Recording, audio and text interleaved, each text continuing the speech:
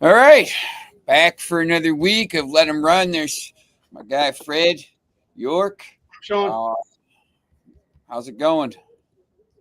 doing great. Looking forward to a great day today. Feeling some good things happening at Gulfstream today, Sean.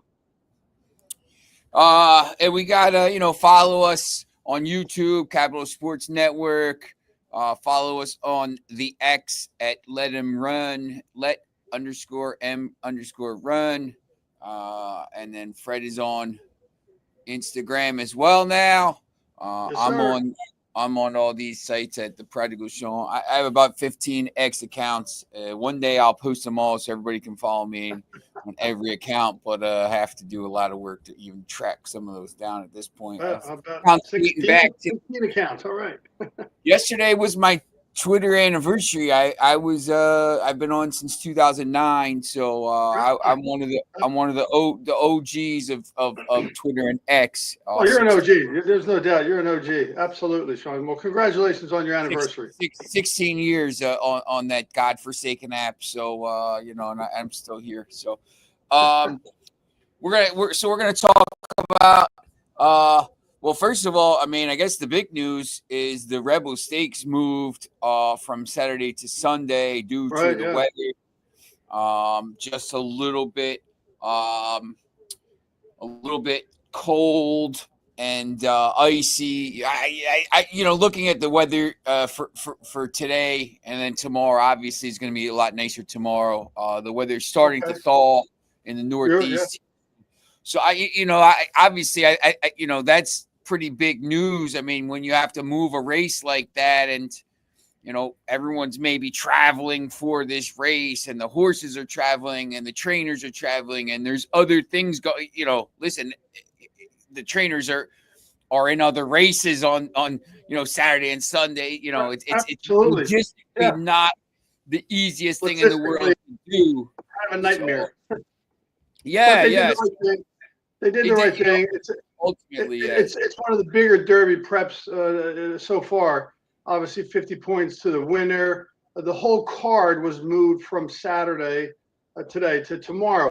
The interesting thing about that, Sean, is that obviously the jockeys who are on the mounts today at Gulfstream are not going to say, "Oh, okay, I'll get off my mount and you could take the ride." No, so like I said, Castellano, Alvarado, Zayas are the three big names at Gulfstream today. And as we dive into the races, you'll see where I think there's some really big moments for them today, I believe.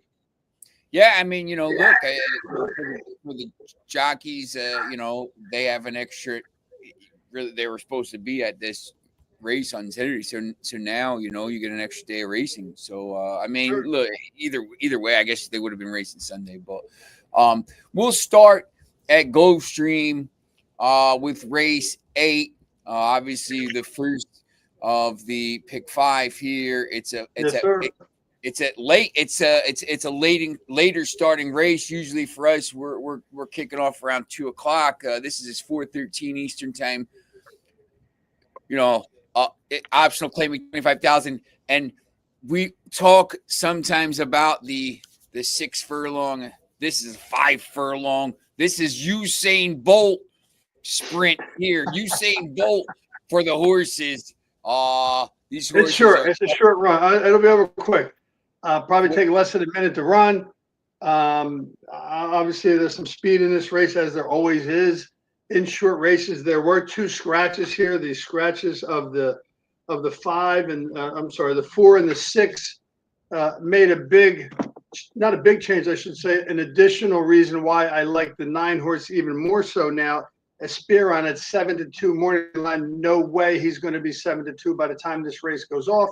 He's now in the 7 slot. So even if he was in the nine hole as he was to start before the scratches, I still think he's got enough speed and he'll get out and get to the front and pretty much wire the field as far as I can see. I mean, there are some other speed horses in there. I just think when you have a horse that has the kind of speed that Aspiron has, it is number one prime power, which I love using that and looking at that, especially if it fits the bill. And in this race, it does. Zayas is on him. I look at that as, I'm not going to say I'm going to single it because there are maybe 1 or 2 horses I like, including the 3 Masked Man with Ruiz on it. Looks like he could possibly rally to close in this race. And it's, most people think, Sean, how do you close in a 5 furlong race? Happens all the time. It does. Yeah, I mean, when you think about it, I mean, these horses are. I mean, it's a sprint, obviously, but maybe you don't get out of the gate as well as somebody else, and you got all this pace. You're going to run from the back. So I mean, definitely, you got closers. It's the same thing. I mean, so it's I've always seen that happen, and that's a good point you make, Sean. Occasionally, a horse will get stuck in the gate, taken out of his normal style, be it a early pace setter running fast, and there's suicidal fractions up front, 21 seconds, 43 seconds, etc., or even better than that, and those kind of numbers set up for a horse to come in, and that's why I kind of give a shout to number 3, the Masked Man. Kent Sweez is a good trainer. He almost closed at 5 furlongs on turf last time out. He won at 5.5 furlongs, closing in on Tapeta, 2 back. So I think he's got a big shot. I mean, I'm going to play a 3-5-9 exacta box, and I'm going to put 20 to win on the 9. I just hope that he doesn't get bet down too much, but I think he will. So see how that goes. So that's race 8 there. Gulfstream race 9, 4:43 Eastern time, Eastern Standard Time. Remember, 2 more weeks till daylight savings time. Oh, yes. Oh. Wait, countdown is on. I know you're counting. It'll be light till 7 o'clock. But this. So we go from the 5 furlong to a dirt 1 1/8. So obviously completely different race here. Like Gulfstream likes to do. MSW. What is that? MSW is maiden special weight, meaning that in this race, the other type of maiden race is what's called a maiden claiming race, where horses can be claimed. This is what we were talking about last week. You were talking about last week. This is $94,000 race. Absolutely. So it's a bigger, it's a better race, obviously. So I know the quality of horses tend to be better in a race called maiden special weight. Eventually, if they don't win, they'll drop into a maiden claiming, which they call that the biggest drop in racing. Oftentimes, it does work out because they're now running against horses that can be claimed. As in a race like this maiden special weight, the only way you can get money is to win. No one's going to claim your horse because they're not up for claiming, and that's why I like the number 3 in here, Mihorka. Todd Pletcher's horse, he has 2 of them in here. He has the 2 and the 3. I think the 3 has already had a couple good races under his belt. The last race he ran, he went to the front, held on, just got beat by a neck, and that was at a mile and 40 yards. This is a little longer, so it might give him a little more time to hold on, and I think he can do it. I really don't see a ton of other speed in there. The 1, Bob Moe, has some speed. Not sure that he's going to be able to take it as long as I would hope that the 3 would. Lasix is a 29 second time Lasix is a 29% angle for Pletcher, and this horse is running on Lasix for the second time. As a long shot, I really like the 9, Love Him or Liam, a pretty cool name too. Anytime I see the combination, as we've often talked, Sean, Junior Alvarado and Bill Mott together, that's a pretty potent pair. Morning line 6-1. Ran a nice race last out at only a mile. Probably could have used a little more distance, and he gets it today. Yeah, that's interesting. With that angle, I just reading your stories. The Lasix, the 29% angle for Pletcher, and the blinkers on 28% angle for Mott. So you have 2 different kind of things here with a near 30% win rate. So pretty strong, pretty solid. Yeah, exactly. And you don't see often. You don't see most times in the DRF or any of the post or printouts that have the percentages. They'll say first time Lasix 17%, first time Lasix something. first time blinkers. This stat just came up, second time Lasix, 28%, and that's pretty interesting. So I think that's going to work out pretty good for those picks. So I'm going to play 20 to win place on the 9 and hope he runs away with it and takes him to the finish line. And if he's anywhere at the morning line of 9-2, that would be awesome, Sean. All right. We go to the next race here, which is race 10, 5:13, Eastern Standard Time, turf, 1 mile, optional claiming, 25,000 K. What does the N1X mean? Non-winners of one race in a lifetime. So they qualify that too. In other words, some of these horses have won 3 races, some of them, but they're the type of races. If you read the information on it, it'll say other than claiming for more than 30,000, et cetera. They have lots of factors built into the conditions that they write up for the race, which makes a horse that has won a few races still be eligible for this race. And they are, as you can see, some of the horses have 2 and 3 wins. Some just have 1. What's interesting is it is an optional claiming race, and none of the horses have opted to be claimed. So they're all running for purse money. They all can only win, the owners and trainers can only get money if the horse wins. There are 3 Euro horses in the field, number 1, number 2, and the third one is number 6. Number 6 is one of the horses I really like. The one is probably going to get hammered at the windows, I imagine, because he's coming over. It's his second time over from Europe. Good horse, but been off for a year. I think that's a tough, coming off a year. He's been working out. He's put in some good works. So for me, he's a little bit of a bet against, Sean. Okay. Yeah, I mean, just looking at what you see here, I'm on your story on Rant, and you have, for obviously if you've been reading this and kind of been following the other, just quickly, there's hundreds of people watching this show, and I know we have some people watching on X, so sure. I know. Listen, go to Rant Sports to see this right up. Fred is talking about this.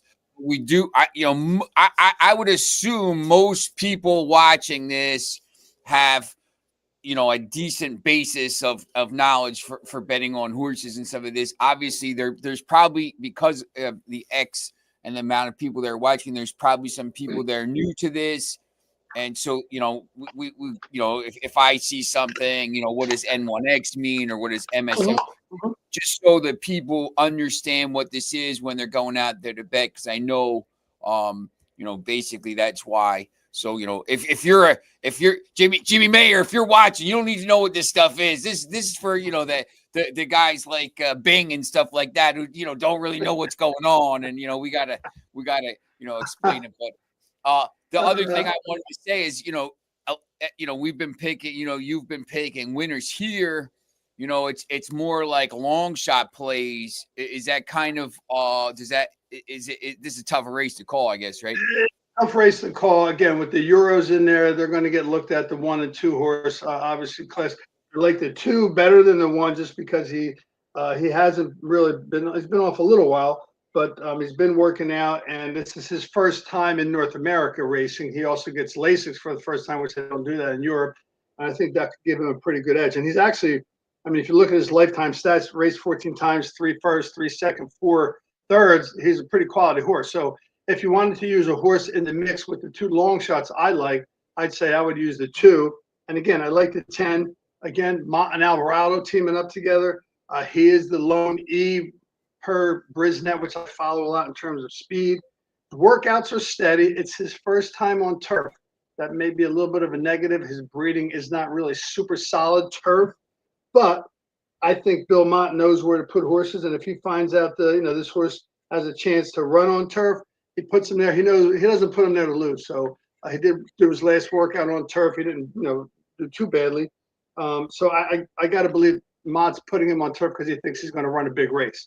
And I also like the number 6. That's one of the other Ireland-bred horses. Big Big, beautiful, out of being ridden again by Castellano, won by 5 lengths last time on Tapeta with Castellano on board. And that was a pretty big win to break his maiden. It was a quality race. It was a maiden optional claiming, 41,000 at Gulfstream Park. Castellano knows the horse well, and I watched the replay of the race. I don't even really think he asked the horse to do much. If you look at the comments, it says confident handling. And so if I see a comment, Sean, that makes me interested in looking at the replay, for instance, sometimes a horse or sometimes the comments will say bumped at the start. And when you look at it, it's either a lot worse than a bump or a lot less than a bump. But in this case, confident handling, if you look at the replay of the race, I think this horse still has a lot left. And if he does get that going and he uses it this time, I think he's got a good chance to win it. And I love the price at 10-1. So I would box the 6, 7, 8, 10. I'm going to use that. I mean, I might have to, if I was going to throw another horse in there, I might throw the 2 in there. But I certainly am going to look at that as the odds come up, prior to the race and see how the morning lines change to give an indication of some of the bettors where they might think, the money's going is, follow the money. They say sometimes that's often true, but not all the time. But it might be in this case, Sean. Race 11, 542. It's on the synthetic 1 1/8 optional claiming 25,000 again with that N1X. Your note for this race said it's a small field, an interesting combination of horses looking to get the W. Well, the field just got smaller now, Sean, because there are 2 scratches, and now there's only 5 horses. Man, 5 horse race. Just play a quintuple and hope just. Well, that's not going to pay too much if you hit it. But the fact is, the race went from 7. The race went from a total of 8 now to a total of 6, and that to me again made a big difference. For me, the one horse, he put up a huge Beyer first time out, 98 Beyer speed figure, which is well above the Beyer par for a horse racing optional claiming 25K. The Beyer par for that's about 84. He put up a 98, and he worked out again since then a couple times. Todd Pletcher has the 1 in the 2 horse. I mean, the 1 looks like he's going to be tough to beat, Sean. Yeah, I mean, obviously the early odds had it 9-5. It's going to go off probably 4-5, right? 5, something like 3-5, something like that. Again, because of the scratches, there's less horses to bet on, and the 2 horses that did scratch, were 10-1, 30-1. So their odds weren't terribly. I noticed that when you're putting 20 to win on another horse, though. Yeah, I'm putting 20 to win on another horse in this race, unlike the other race where I bet a favorite, put some money on him to win. I love the 7 in this race. Again, I would like to see if this one horse bounces, which oftentimes happens when you put up such a high number. It's like you ran the best race of your life. It's hard to follow that up again. Often in sports, you always have that little bounce effect where you play your best game, you run your best 100 meters, whatever. The next time out, you're probably not going to top it. So he's already hit the top, but he may still be the one to beat. But I love the 7, and even more now, Sean, because with the 2 scratches, the 7 is closer to the rail. He's got a lot of speed, and Martin Drexler is having a tremendous meet down there in Gulfstream Park. He's already won twice at this distance. The 7 horse Frosted Over, being ridden by a jockey who's got some good moxie and rides really well, Drayden Van Dyke, better known as DVD. So I like the 7, and I think his odds are going to stay close to his morning line, 5-1. We'll see how that plays out, Sean. And then race 12, the last race of the pick 5, 6-12. So it's a little bit of a later race. Eastern Time Turf, 7.5 furlongs, maiden special weight, $94,000. So pretty good race for the final race here. And of all the races that you have here, this is the one that you have, I think, the most horses that you talked about today. So I guess talk about this race and sure. So again, it's another maiden special weight. So you got a lot of young horses running. There's two first timers in here.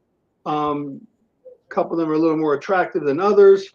But I am leaning on, and that's why I have the lookout bet again on the number one horse. This is not a hunch bet because it says after taxes, and obviously this is tax season, but that is not the reason why. Alvarado gets on the horse for Wesley Ward, who's a very prominent, good trainer, experienced. He's been getting a little better each time, and the increase in distance. His buyers have been going up each time, and he now gets a little shortened up a little bit to 7.5 furlongs instead of a mile. He just got nailed the last time. If you look at the comments, both races nailed.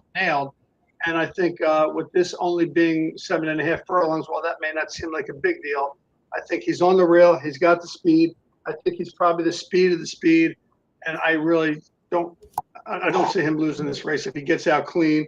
And again, Alvarado, one of the best jockeys there is, knowing how to get a horse out of the gate. If he gets a good start out of the gate, I think he's going to take him wire to wire, Sean.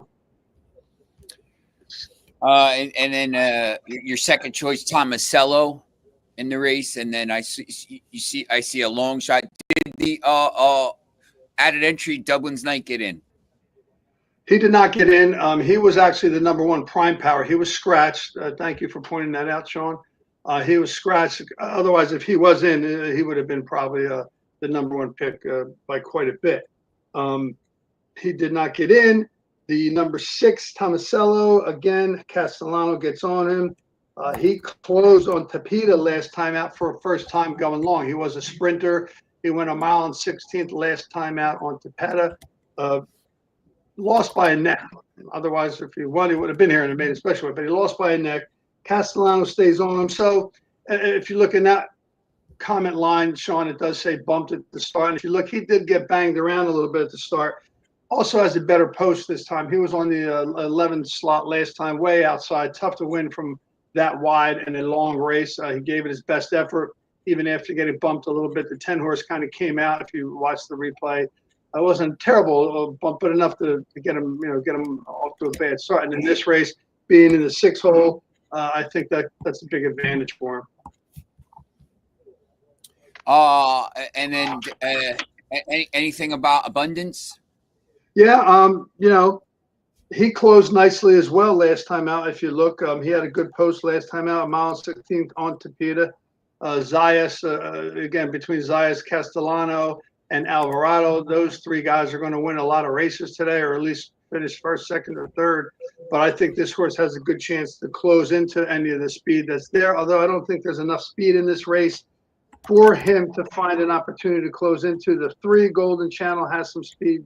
There's some speed in the race. I just think the 1's going to be the best speed of the speed, and I think the 10 has the chance to pick up some pieces at the end if he gets a good trip and he gets a good ride, which is very likely from Zayas, because clearly Zayas is one of the better jockeys there. Even if the rest of the colony is there, Zayas is clearly one of the better Gulfstream Park jockeys and does a great job with all the mounts that he gets.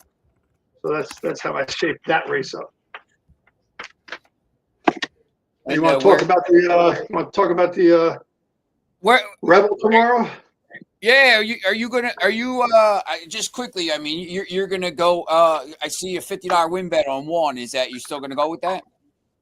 Oh yeah, absolutely. I mean, I hope he stays anywhere near 2-1, which would be great. That'd be a $6, so you'd make a pretty good payout for a $50 bet if he stays at 2-1. And because it's a big field, he could stay close to 2-1 or maybe 9-5 because it is such a big field. There's a couple horses in here that people are going to migrate to. The 2 was bought for $300,000, so that's a pretty pricey horse. They must have saw something in that horse that they liked. I'm pretty sure a lot of people are going to also migrate towards the number 4, World Beater. He ran horribly last 2 times out. Hasn't gone on turf yet, but is out of Oscar's performance and Kitten Joy. Very good turf breeding, early win type bet, but he just had 2 terrible races. Switching now to Ruiz, who again is another jockey. If he gets a mount at Gulfstream Park, that usually is a positive thing. So I'm going to still put 50 on him to win. I'm also going to put my my pick 6 ticket together, which I will post on Twitter. X again to see how that looks out. And I'm going to think a little bit. I won some of my pick fives with I said pick six, I meant pick five. I won some pick five singling in my last leg two times over the last several years.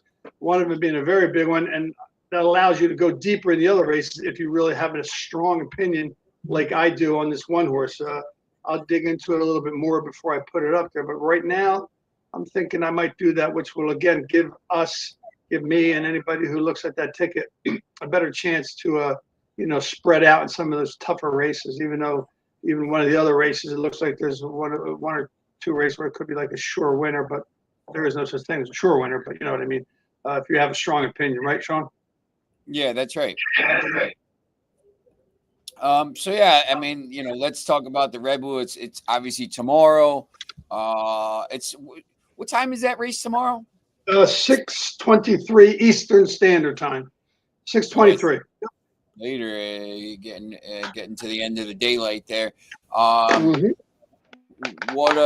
a scratch in that race already, Sean. Too. That's of significant note.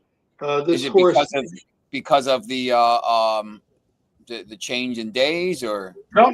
The trainer indicated that the number 10 horse Bullard, who is going to be ridden by Umberto Rispoli, who is a West Coast jockey. This horse was coming in from Santa Anita and Del Mar to race. The trainers said the horse spiked a fever. So apparently he's not racing because of that. And he, again, looking at something I'd like to look at as a guide. I don't make it a be-all, end-all decision, but he was the number one prime power, and he is now scratched. So that leaves some other horses looking at them being the number one prime power. What's most interesting about this race, Sean, is it's a rematch of Speed King, who wired the field when Sandman got really jostled at the start. If you want to see a comment line, let me see what they say about Sandman. Broken a tangle. Yeah, I would say so. The jockey almost slipped off and came out of the saddle, and the horse veered to the left on his hind legs and still made a tremendous run to get second place. So I think if he gets out of the gate somewhat clean, Sandman could be a big runner here. Speed King has several other horses in the race now who have speed to go along with him. One of them is a sprinter with speed, which is a little bit dangerous because, they may run out there and start to take them around and maybe not be able to last. And that would be the number 7, Dreamin' Blue, as well as another speed horse is the one, Coal Battle. Coal Battle is a very experienced horse, has 6 races under his belt, has won 4 times. He has some speed as well. So I think you're going to see those 2 horses go to the front, or, sometimes the jockey will let another speed horse go and sit back and maybe, stalk the pace a little bit and see what happens. If that's a style the horse can tolerate and the jockey can dictate that, he might do that. But I look at this again as a pretty interesting race with Sandman running up again against Speed King with some other speed in the races. And I kind of really like Sandman. He's 4-1 in the morning line. I'm sure that'll change. What is interesting is, speaking of sprinters stretching out, is that with Bullard scratching as the number 1 prime power, the number 2 prime power, which now becomes the number 1 prime power, which I do really take note of that. Again, it's not a be-all, end-all, is the number 9, Smoking Wicked, being ridden by a super hot jockey, Tyler Gaffalione, one of the best in the country. He won his last 3 races, all sprints, all 6 furlongs. One was 7 furlong. We talked about that being an elongated sprint, not really a sprint, but he's looking to win 4 in a row. He's switching to Gaffalione. He's been in some stakes races already. He was in the Grade 1 Champagne against Chancellor McPatrick, one of the best sprinters in the country. He is stretching out. He's out of Speightstown and Bobby's Wicked One, so his distance is fair for this kind of distance. But I think he's definitely going to be in the front with Speed King and perhaps 1 or 2 other horses looking to start him off with a good pace, Sean. But I still like 4. I like Sandman. I think he's got a really big chance to win this race and move on and get 50 points. And pretty much that would be what we would call a win and you're in, essentially. Yeah, the 50 points now, I think, basically locks you into that. Pretty close. Well, and he already has points already from the last race, the last prep race that he was in. Yeah, But that would 50 put him. That would put him, I think, clear of anybody that would. I think absolutely. So I'm really looking forward to that race. Of course, we're all probably disappointed. You know, you're used to seeing big stakes races, Derby preps on a Saturday. All right, so you got a little chance to watch it on a Sunday, right? There's no football. There's some golf on. Now you get a chance to watch a really big race. The Rebel being at 6:23 on a Sunday, so that's pretty cool. It gives you a little more time, whether it's good news or bad news. The handicap, you scratch your head for a whole nother day trying to figure it out. Rather than make your decision right today. So you got some more time to do that, Sean. Yeah, that's, it's interesting. Obviously, all the time the big races they're on Saturdays, except that I don't even know. Saratoga doesn't have anything on Sundays, do they? Is Saratoga off Sundays or are they off Mondays? I forget. No. Saratoga during their meet from mid-June till the end of Labor Day, essentially mid-June to Labor Day. Other than the Belmont, which they're going to have again. They call it the Belmont Festival in early June, where they'll be running the third leg of the Triple Crown, at Belmont again this year because of, or at Saratoga, because of the renovations going on at Belmont. But no, Saratoga runs on Sunday, but their big races, are always the Sword Dancer, etc. They're all on Saturdays, but on Sundays they'll have quality stakes races because the best horses in the country, migrate to Saratoga because of the purses. Yeah, they're already there, and what day is it? They don't run Mondays, right? They don't run Mondays. Yep, that's Monday. Monday and Tuesday. No, they don't run Monday and Tuesday. Monday, Tuesday. Yeah, they start to run Wednesday through Sunday. Because all the people are trying to get out of the houses Sunday night after the race or Monday morning, so they got to wait for that changeover at the houses up there. And then, it's beautiful. I'm going up there again this year.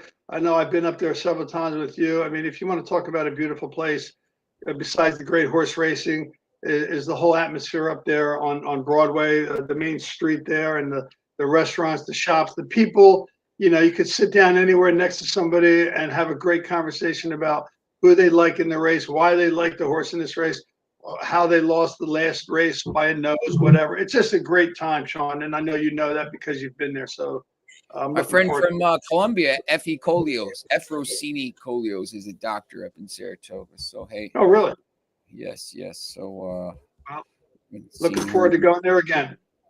Definitely. So, that's basically the show here. So, yes, just make sure you're tuned in and check out, obviously for that, for the race tomorrow, you got an extra day, go over Rant Sports. See at the bottom there, you can, as well as recap an early preview weekly at www.rantsports.com/horse racing. And very soon we will be making a jump as well to the Sports Talk network of sites, 20 nationwide sites and cities all across the country. So maybe we might have to broaden out to some of these other tracks here as we get. Hey, twist my arm, Sean. Go ahead. That's fine. We get bigger, but so yeah, definitely. So I appreciate it. Another couple hundred people here watching. So we always enjoy that, and we will see. Hey, absolutely, Sean. I appreciate that as well. Good luck to everyone. Let them run, and let's pick some winners today, and have a good day.